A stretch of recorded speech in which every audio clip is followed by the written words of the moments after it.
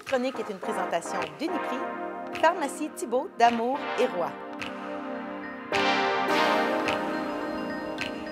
On est dans le temps de l'année où les voyages sont fréquents, les gens en profitent, des fois un petit peu blasés de l'hiver, mais il faut bien se préparer pour ces destinations qui sont soit dans le sud, soit en Europe. Et pour bien se préparer, j'accueille Catherine Thibault de chez Uniprix Sainte-Marie. Bonjour Catherine. Allô Richard. Ça va bien? Ça va très bien, toi aussi? Oui, effectivement. Il faut bien se préparer pour partir en voyage. Hein? Oui, c'est vraiment important. La base de ça, on va parler de la vaccination en tout premier lieu. En fait, c'est sûr que le fait de voyager va nous mettre plus à risque d'attraper certaines maladies. Il y a certaines destinations qui vont être plus à risque, donc on a plus de risque d'attraper certaines maladies lorsqu'on va, disons, en Afrique ou en Asie versus lorsqu'on va en Europe. Donc, c'est important de bien préparer notre voyage en étant bien vacciné. Puis bien préparer notre corps. Et pour ce faire, tu parles de vaccination, mais c'est quoi les maladies les plus communes? Qu'est-ce qu'on devrait vraiment se préparer à? Ce qu'on parle le plus souvent, c'est la vaccination contre l'hépatite A et l'hépatite B. Avant ça, on va recommander d'avoir notre statut vaccinal qui est à jour de tous nos vaccins de base, là, que tout soit correct à ce niveau-là. Ensuite, on va parler de la vaccination hépatite A, hépatite B, puisque ces maladies-là sont des maladies qu'on est susceptible d'attraper en voyage. De quelle façon qu'on a plus de chances d'attraper ces maladies-là? Oui, en fait, l'hépatite A, c'est une infection qui est causée par un virus qui va s'attraper, qui va causer une maladie au niveau du foie.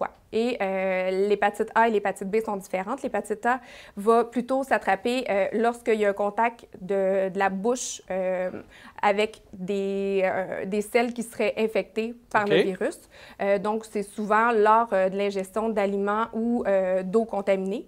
L'hépatite B, c'est plutôt avec l'exposition à un sang qui est contaminé, lors de relations sexuelles non protégées ou encore lors d'une blessure avec des objets qui peuvent être contaminés. Est-ce que, exemple, une piqûre de maringouin peut nous infecter? Non, pas au niveau des hépatites. Mais donc, c'est quand même une très bonne question. Donc, c'est ça, pour prévenir ces maladies-là.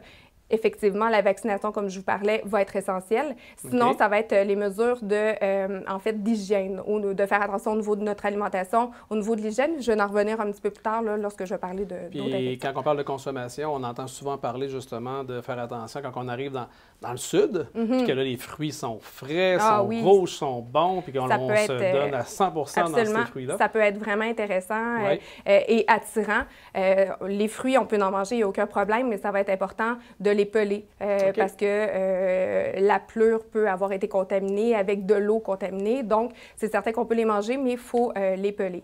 Et justement, avec l'ingestion d'eau contaminée ou d'aliments contaminés, ça m'amène à vous parler de la tourista, en fait, aussi appelée diarrhée du voyageur. Ça peut massacrer une belle semaine de vacances. Hein? Ça peut, oui, absolument. Lorsqu'on a une semaine de vacances de prévu et que finalement, on est la moitié du temps dans notre chambre d'hôtel, là, c'est vraiment pas la joie. Alors, c'est ça. Donc, la diarrhée du voyageur, c'est une maladie qu'on rencontre fréquemment. On parle que jusqu'à un voyageur sur deux peut attraper cette maladie-là. Comme je le disais, ça s'attrape par l'ingestion d'aliments ou d'eau contaminée. Il y a certaines destinations aussi qui sont plus à risque. C'est quand on parle d'Amérique centrale, Amérique du Sud, le Moyen-Orient, l'Asie, l'Afrique, c'est des destinations qui sont plus à risque d'attraper ces maladies-là. Au niveau des symptômes, bien, en fait, c'est une maladie qui va ressembler quand même beaucoup à la gastro-entérite. Donc, on parle de diarrhée, évidemment. Il peut y avoir aussi du sang ou du mucus dans les selles. On a des douleurs abdominales assez importantes, nausées, vomissements. On peut faire de la fièvre, malaise général. On n'est vraiment pas bien.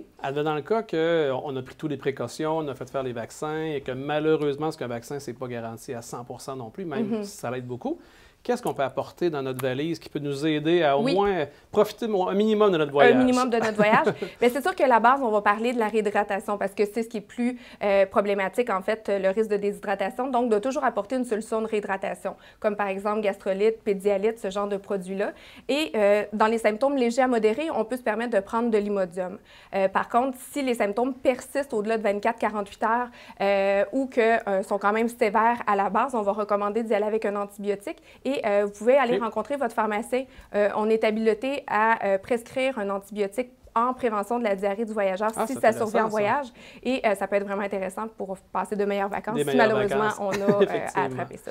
Catherine, merci beaucoup pour ces informations-là. Et j'imagine que si on a plus d'informations à demander, des questions, on peut aller te rencontrer chez Uniprix à Sainte-Marie à toute heure du jour ou de la nuit? Non, non, c'est les heures d'ouverture. Oui, absolument. Ça va nous faire plaisir d'évaluer tout ça avec vous pour que vous passiez un super voyage. Merci, Catherine. Merci.